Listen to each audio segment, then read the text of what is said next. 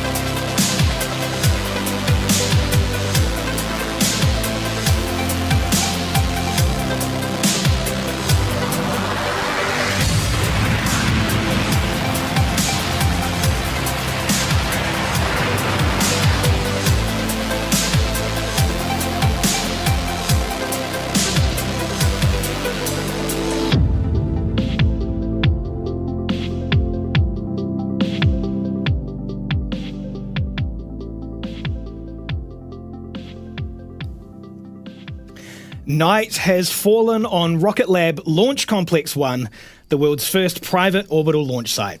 Our Electron rocket is standing tall and ready on the pad in Pad B in Mahia, New Zealand, as we count down to today's launch for NASA. Thanks for joining us for our 48th Electron launch and our 6th mission of the year, scheduled for liftoff at 19:28 local or 7:28 UTC. It's bright and early for our Eastern and Pacific viewers, with a liftoff time set for 03:28 Eastern and 28 minutes past midnight Pacific. My name is James Rattray. And I'm Kim Thompson. We're looking forward to another liftoff tonight for NASA. Today is the first of two back-to-back launches on Electron that we're undertaking for NASA's PREFIRE mission, a climate change-focused mission to measure heat loss from the coldest regions of our planet. NASA loves an acronym, so PREFIRE stands for Polar Radiant Energy in the Far Infrared Experiment, which describes the mission objectives for these spacecraft to detect how much thermal energy escapes the Arctic and Antarctica into space. We're supporting this NASA mission with two dedicated launches on Electron to carry one satellite each to a 525-kilometre low Earth orbit on a polar trajectory so that the satellites can travel across the polar regions to make their heat loss measurements. That's right. Today's Ready Aim PREFIRE launch will set the stage for the second mission, where it will deploy the second PREFIRE satellite on a similar trajectory but along a slightly different path to overlap with the PREFIRE 1 every few hours near the poles. So what's all of this got to do with climate change? Well, the amount of heat energy that Earth receives from the sun should ideally be balanced out by the amount that Earth radiates back out into space. The difference between those energy levels is what determines Earth's temperature and influences its climate. Extreme storms, flooding and coastal erosion are all examples of what can happen based on what's going on in the Arctic and Antarctica. To be able to better predict climate change, scientists need a full understanding of the heat energy balance happening at the poles, which is exactly the type of data that PREFIRE is aiming to provide. For more about the mission, here's NASA. The Arctic is warming 3 times faster than anywhere else on Earth. This is a huge problem, in part because that is enhancing melt of the ice sheet. It's leading to enhanced melt of sea ice. All of the coastal communities around the world are now seeing sea level rise around them and experiencing increased flooding. It will impact the future generations. They're going to inherit a planet that's going to be many degrees warmer than what we are today. We need to have better predictions of how sea level will change, how the weather around the planet is going to change. The only way we're going to do that is to understand how the polar regions are responding to climate change. We have this considerable knowledge gap in our understanding of Arctic climate. PREFIRE is going to fill this important gap. PREFIRE, Polar Radiant Energy in the Far Infrared Experiment.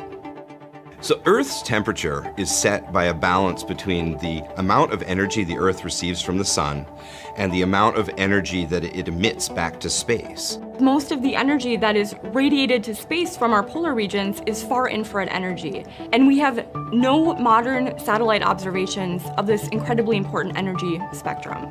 PREFIRE will be deploying 2 CubeSats. Over the course of a year, they're going to be measuring the far infrared energy for the very first time that is leaving the top of our atmosphere. Each of our PREFIRE CubeSats carry something called a thermal infrared spectrometer that looks down at the Earth and gathers energy being emitted from the planet at different wavelengths. Just imagine a rainbow. When you see a rainbow, you see the different colors in the rainbow. And what happens is light gets dispersed. Similarly, we see the different wavelengths split up, and you can measure each of these wavelengths. And that's what the spectrometer does. It spectrally separates the radiation into different wavelengths. These wavelengths were going to give us really important information about how the surface is changing in the polar regions, whether that's going from an ice-covered surface to a melted surface, or whether it's going from sea ice to open ocean. The 2 satellites are going to be orbiting in a polar orbit around the Earth. The first satellite comes along and measures the scene over the poles, and then a few hours later we have the second one come along in a different orbit and measure the same scene, so you understand the impact of how the energy changes in those few hours. It's really important that we understand how much energy is being emitted by the polar regions, because that defines how cold the polar regions get. And that temperature difference between the warm tropics and the cold polar regions is actually what drives the entire weather system around the planet. What we want to do with PREFIRE is we want to take these new observations that have never been made before, and we want to improve our understanding of the climate system and improve our understanding of how climate is going to be changing. Understanding how the sea level rises and how the ice melts is going to help us understand weather events, and that's going to have direct impact on our farmers and agriculture. There's a real urgency to getting this information now. Things are changing so quickly in the Arctic that we may only have 5 to 10 years to respond to those changes and help protect the property and lives that may be affected by that.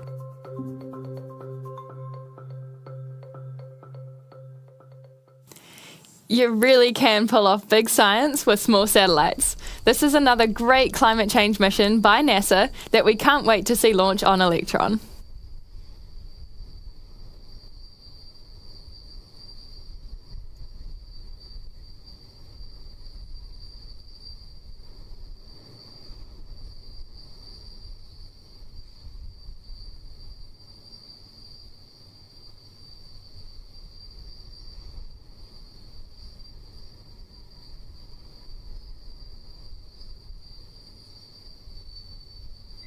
And all stations, we have held the count at T-minus 12 minutes. Please await further instruction once we get some good data on this winds.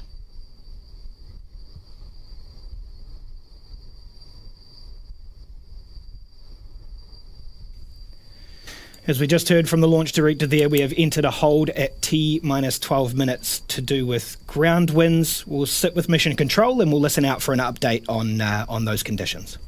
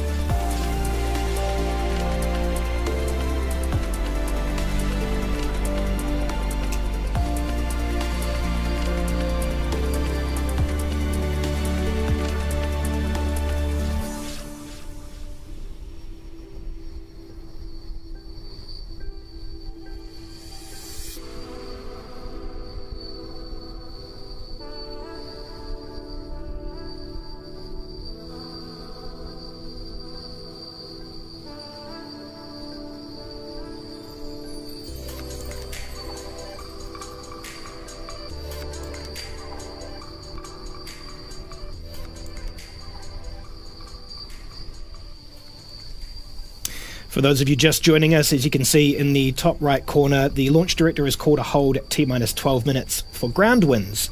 Happily, we have about 30 minutes left in this window. Our last attempt is 8:04 p.m. local time, so we have plenty of time to let those winds fall within bounds.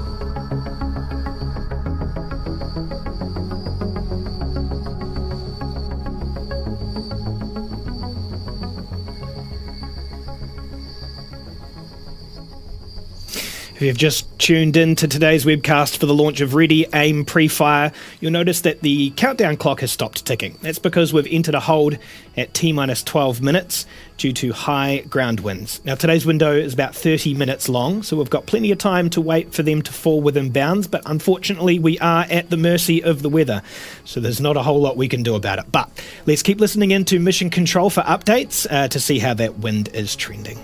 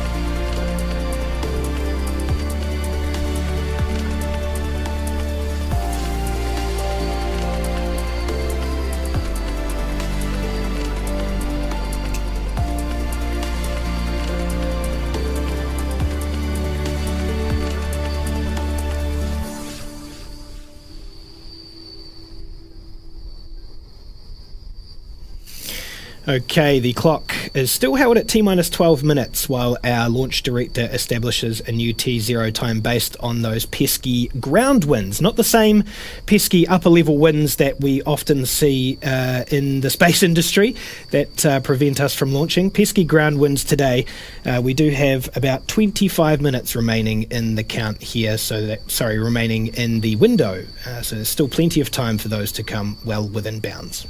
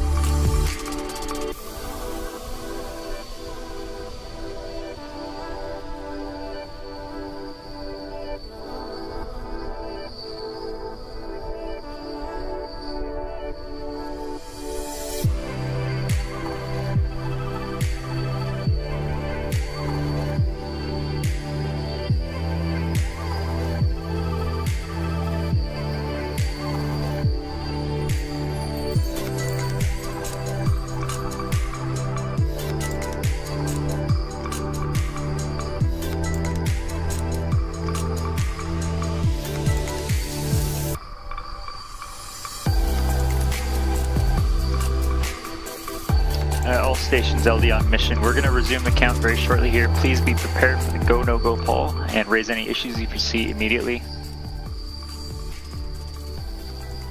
VCon LD mission.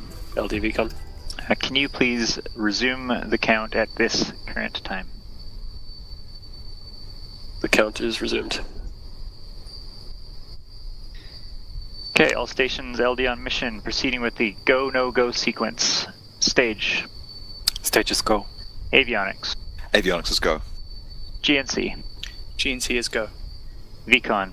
VCon's go. T1. T1 is go. GC. GC is go. PLS. PLS is go.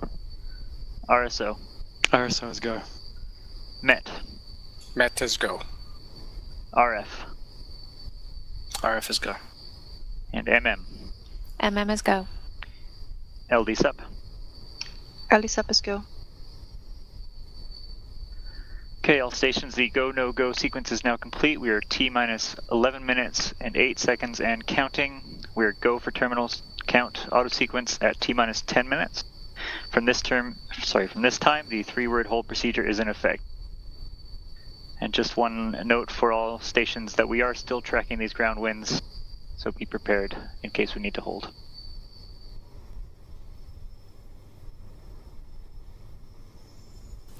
Well, there we go. That is greens across the board for our go, no-go poll, and the team is ready to proceed with all remaining launch operations. As you heard the launch director call out as well, we have a liftoff time for Ready, Aim, Pre-Fire set for 19:41 local time, now in less than 11 minutes. Today's launch for NASA's PREFIRE mission is the first of 2 back-to-back launches on Electron that will fly out of LC1. But, in a bit of a coincidence, this time in May last year, we had the first of 2 rockets on the pad for back-to-back launches for another NASA climate science mission, the TROPICS mission, to monitor for hurricanes and tropical cyclones. Now, on our 36th and 37th launches, we deployed 4 storm-watching satellites to low Earth orbit that are helping weather researchers learn more about how environmental factors are contributing to the intensity and structure of hurricanes. Stage 1 igniter pressures verified, hydraulic pressures verified. LDGC mission. This animation from NASA shows data that the TROPICS satellites collected for some of the first storms of the Eastern Pacific hurricane season last year. Across nearly 24 takes by the TROPICS satellites at the time, what you're seeing here is data that shows the evolution of Hurricane Adrian's storm clouds as it developed near the west coast of Mexico but moved away from land.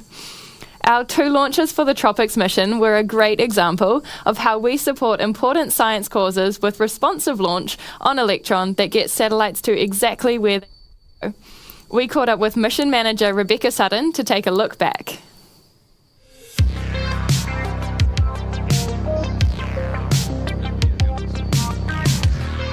So last year in May of 2023, we launched 2 effectively back-to-back Electron missions for NASA Tropics. The payloads on these missions were climate change payloads monitoring hurricane patterns. And for PREFIRE, we're also doing 2 effectively back-to-back missions with 2 separate Electrons going to a bespoke orbit with climate change spacecraft. PREFIRE specifically will be monitoring the far infrared waves over the poles, which helps us gather data on ice melting and heat releasing into the atmosphere and better predicting climate change patterns. We have to be responsive both from a hardware perspective and from a mission design perspective. Tropics needed to base their second mission design on the first, and that was us being responsive after that first launch. But to have 2 rockets fully available and tested ahead of time, I think was quite a feat for the team, both on Tropics and for PREFIRE. We've got all the hardware there before the first mission has launched. We do have a long history of hitting our orbital insertions quite accurately, and especially for things like PREFIRE, where that inclination change is very, very small. That's really hard to hit, and so we are confident in getting that small but very important target for the customer. The team at Rocket Lab loves these science missions that are pertaining to climate change. That's really a global effort, and I think a lot of the team feel very connected to these science missions because they know that they're helping the world as a whole.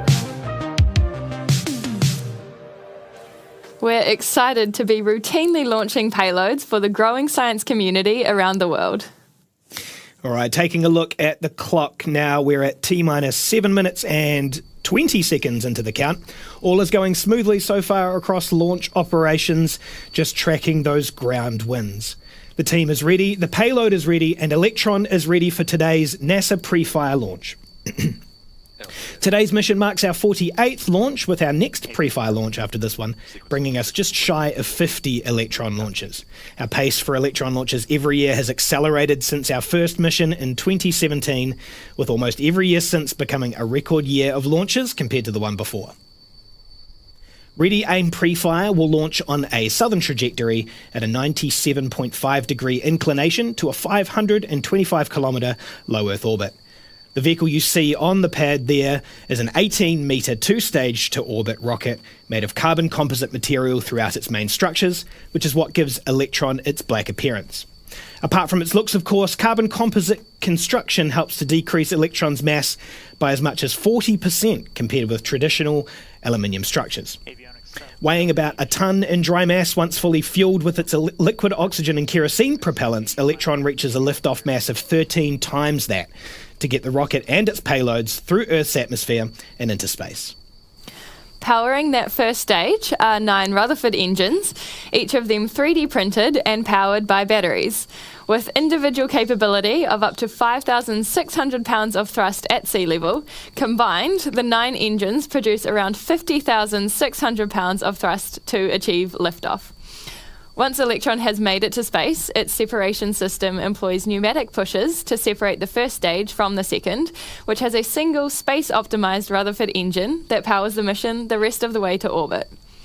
Shortly after the Stage 2 Rutherford engine lights up, Electron separates its fairing, or nose cone, which you can see at the top of the rocket on your screen. This is what surrounds and protects NASA's satellite aboard our orbital transfer vehicle called the kick stage. That's right, the kick stage is designed to enable all sorts of mission requirements, including deploying payloads at multiple planes and inclinations, and higher altitude deployments and trajectory changes, which we demonstrated last launch. This innovative little platform has an engine of its own, called Curie, that's capable of multiple restarts on orbit, and which can perform orbit raising and lowering manoeuvres depending on the mission. For today's first PREFIRE launch, though, Curie will light up to circularise the kick stage and its attached satellites once it's been dropped off to its staging orbit by Electron's second stage.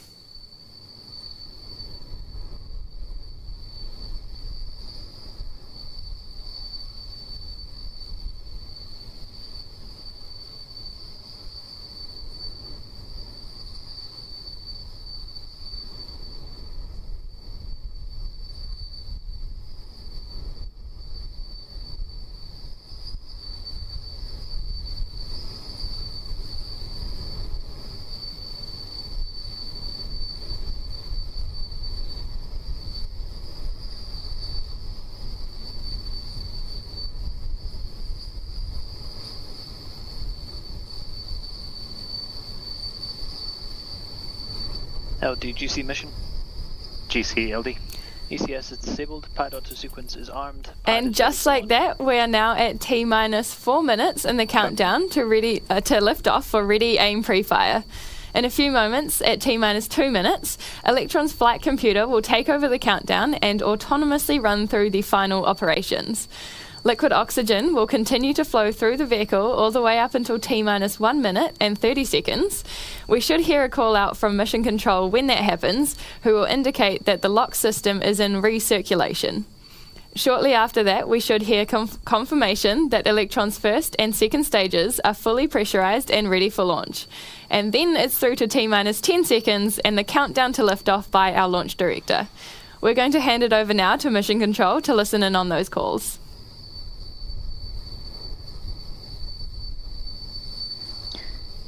All stations LD on mission. From now, there should be no red flags on your critical LCCs. VCON LD mission. LD VCON. Lock auto sequence and confirm. Confirmed, locked.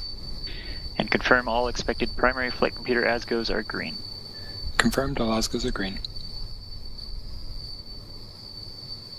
And all stations, we are go for auto sequence start at T-minus 2 minutes. LD is go for launch.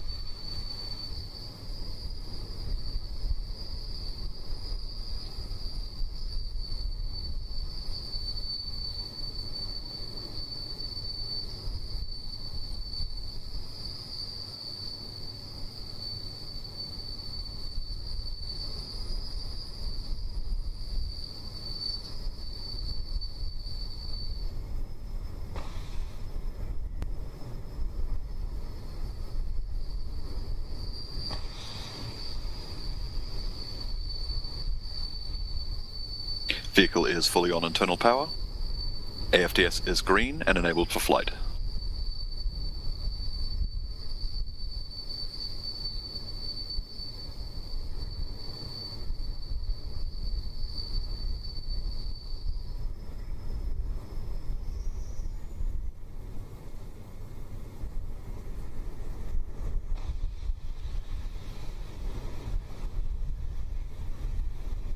LOX load is complete. System is in recirculation.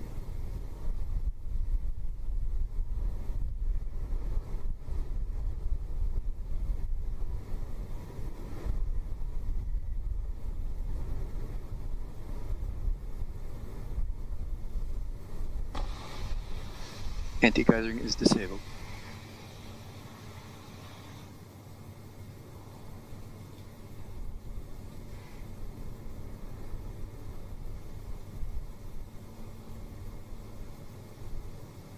Stage 1 and Stage 2 tanks are pressed for flight.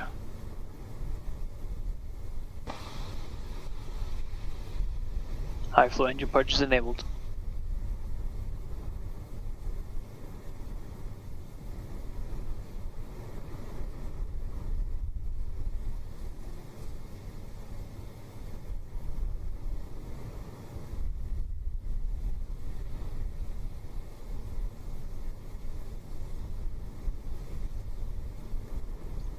T-minus 20 seconds and counting.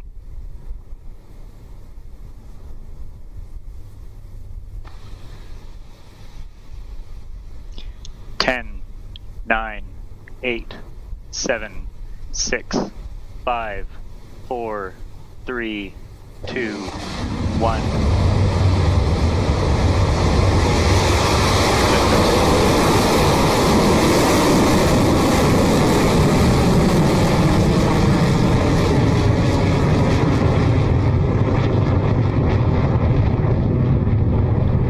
Pitch over.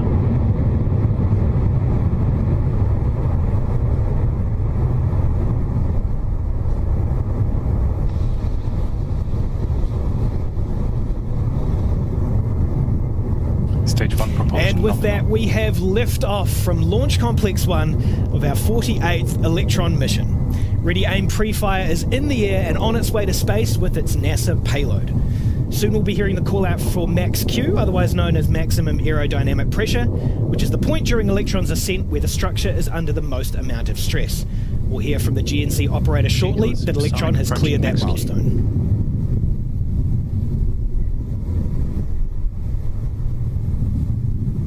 High voltage voltage battery discharge is nominal.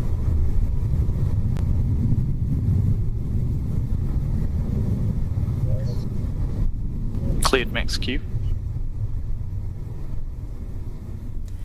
And that was the Max Q milestone, passed cleanly through by Electron as it carries on its mission to orbit for NASA. We're now at over 18 kilometres in altitude and moving at over 2,400 kilometres an hour. Next up will be 3 actions that are performed by Electron back to back to back. The first is main engine cutoff on the first stage, when all 9 Rutherford engines will shut Guidance down. is nominal. Next is stage separation, when the booster disconnects from stage 2. And then we will have second stage engine ignition, when the Rutherford engine on the second stage lights up to carry on with the mission. Those callouts should be heard as MECO, stage separation, and second stage ignition. Let's listen in now.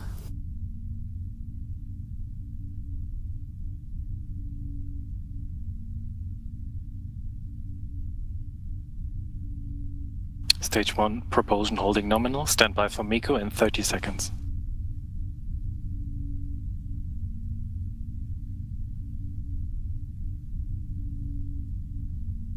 "15 seconds to staging." Entered burnout detect mode.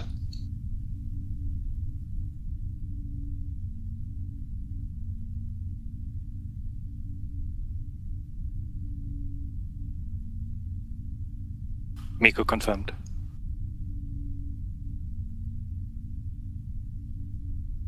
Stage separation successful. Stage 2, ignition confirmed.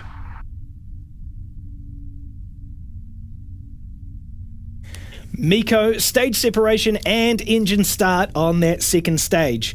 Electron is sailing smoothly through space so far. Now, that red-hot engine nozzle that you see on your screen is what's powering Electron's second stage, past 105 kilometres in altitude and 8,350 kilometres an hour.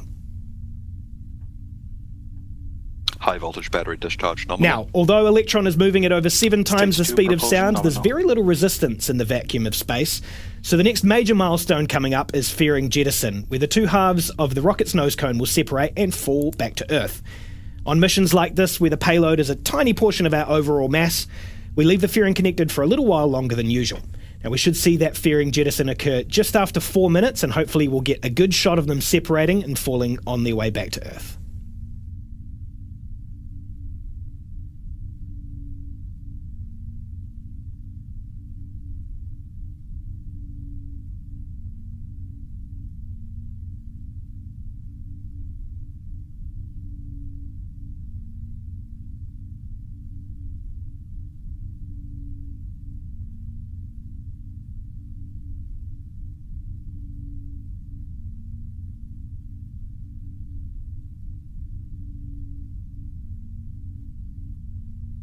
Fairing jettison succeeded. And that there was the call out for fairing jettison, confirming that the nose cone on Electron has split apart and fallen away in preparation for NASA's PREFIRE satellite to deploy.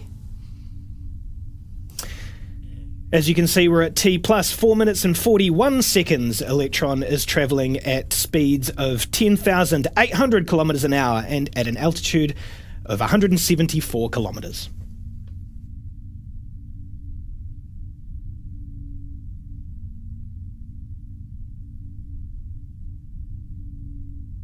Stage 2, propulsion nominal.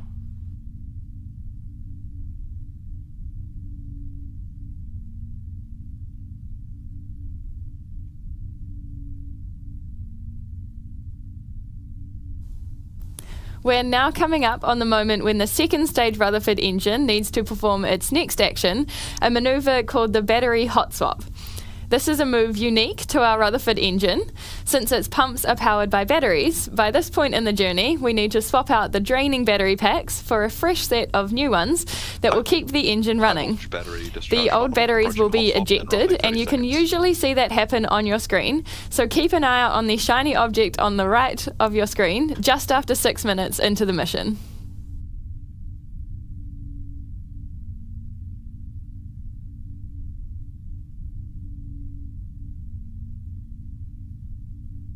Throttling down.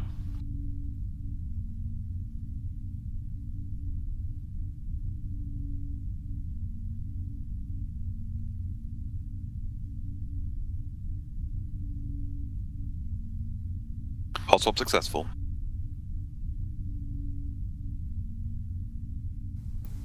Another milestone down, that was battery hot swap for the second stage Rutherford engine. All is continuing nominally for Electron, its engine and the mission as we carry on past 210 kilometres in altitude at more than 15,000 kilometres an hour. The next actions for the second stage will then be some of its last, including shutting down the Rutherford engine for SECO before separating the kick stage and NASA's PREFIRE satellite. Those milestones will happen back to back just after 9 minutes into the mission.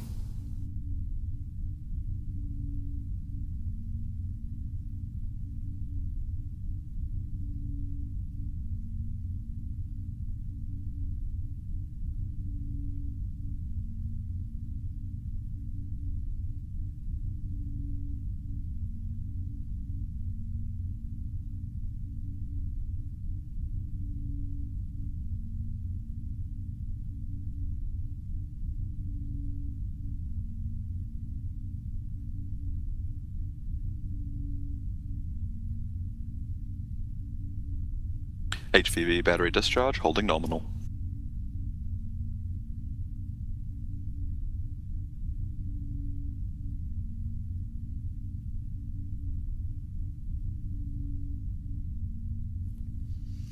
T plus 7 minutes 46 seconds into this mission. The engine that you see on your screen is Electron's Rutherford engine. Now, as Kim mentioned before, the sea level version of that engine is capable of 5,600 pounds of thrust, and the vacuum version you see on your screen now is capable of 5,800 pounds of thrust. Now, Electron's total at liftoff is about 50,600 pounds, and compare that to a single Archimedes engine for our upcoming neutron rocket.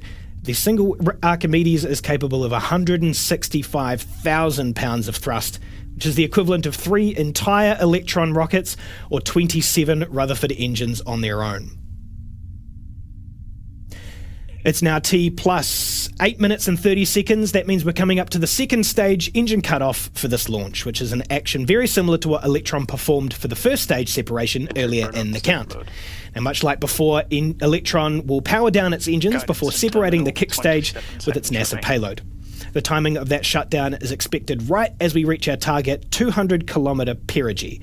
So let's listen out now for that engine shutdown and stage separation.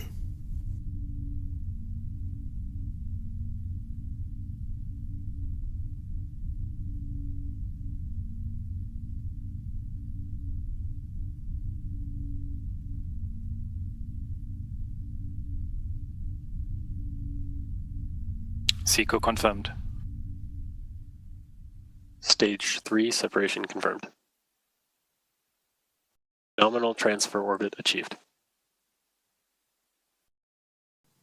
And just like that, 9.5 minutes after lifting off, we are in space. The second stage engine has now shut down, and the kick stage has separated, ready to perform its own specific maneuvers to place NASA's payload into its target low Earth orbit for the PREFIRE mission. We have a while to go until the kick stage completes its first half lap of Earth. It's at that point, when we're on the opposite side of the sphere to where we are now, that the kick stage will fire up its Curie engine to circularize its orbit ahead of release of the PREFIRE satellites out into space. We'll be back on this webcast to listen through those final calls at around T plus 50 minutes. We'll see you back here then.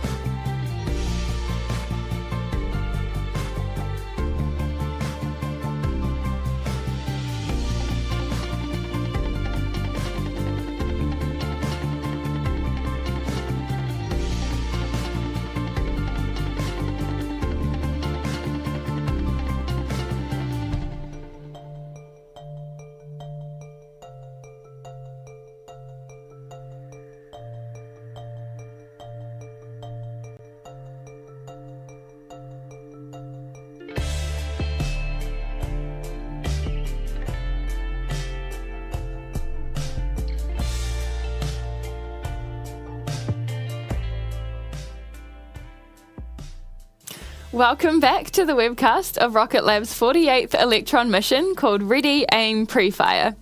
Earlier this evening, Electron lifted off of the pad from Launch Complex 1 with its NASA satellite on board for its PREFIRE mission, a mission to monitor the heat loss to space from the Arctic and Antarctica to better predict climate change. After completing all the usual mission milestones like max Q, stage separation between stages 1 and 2, fairing separation and stage separation between the second stage and the kick stage, we are now at the final moments of the mission before our kick stage deploys the NASA satellite to space. Just now, the kick stage has reached its 525-kilometre apogee above Earth. The trajectory it was delivered to is an elliptical orbit, which means that the kick stage and its satellite were moving in an oval shape around Earth instead of a circular one. But moments ago, the kick stage lit up its Curie engine to place the kick stage and NASA's payload on a circular path. This course correction engine burn lasts for just under a minute, and we're coming up to that point when the engine is due to shut down. So let's listen in to mission control for confirmation.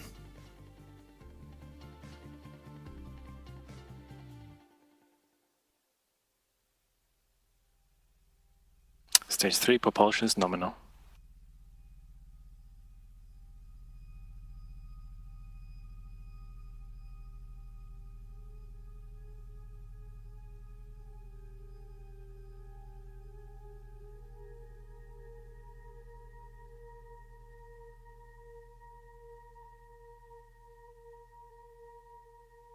Curie engine cutoff confirmed. There we go. That's engine shutdown of the Curie engine on the kick stage. We're now less than a minute from payload deployment of NASA's PREFIRE 1 payload to detect how much thermal energy escapes the Arctic and Antarctica into space. After this launch, we'll be back on the pad in the coming days where the second PREFIRE satellite joins its colleague in space.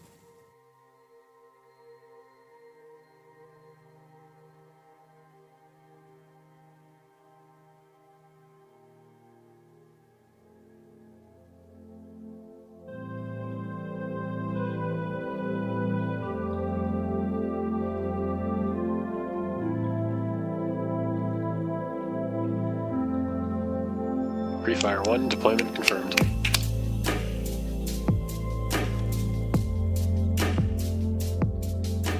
There you have it. The kick stage has successfully deployed NASA's PREFIRE payload. Congratulations to the Rocket Lab team on another mission success for Electron. And to NASA, welcome to space for the PREFIRE mission. We can't wait to be back on the pad with you again soon for the second PREFIRE launch on Electron in the coming days. With only a few days until the next launch and then Electron's 50th flight shortly after that. It's crazy to think we lifted off the pad for the very first time 7 years ago. In fact, 7 years to the day, May 25th, 2017. For now though, we'll say goodbye and we'll end the broadcast here, but keep across our social media channels for all other updates about Rocket Lab and our upcoming missions. Until next time, thank you so much for joining us for today's launch. This is Rocket Lab Mission Control signing off.